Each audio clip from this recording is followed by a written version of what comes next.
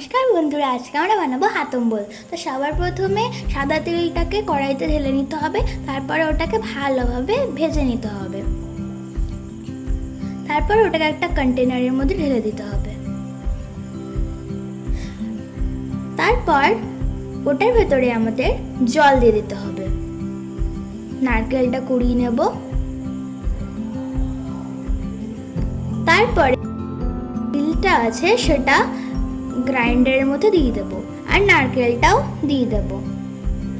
তারপরে গন্ধরাজ লেবুটা কেটে নেব। তারপরে তিলটা আর নারকেলটা ভালোভাবে গ্রাইন্ড করে নেব।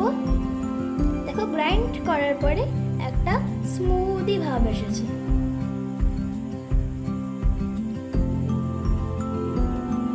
তারপরে ওটা একটা কন্টেনারের মধ্যে ঢেলে নেব।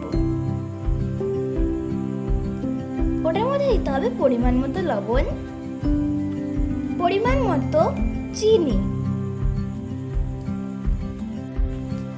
আর তারপরে লেবুর রসটা ওটার মধ্যে দিয়ে দিতে হবে।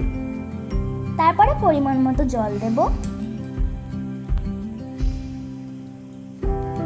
আর তারপর ওটাকে ভালোভাবে মিক্স করে নেব।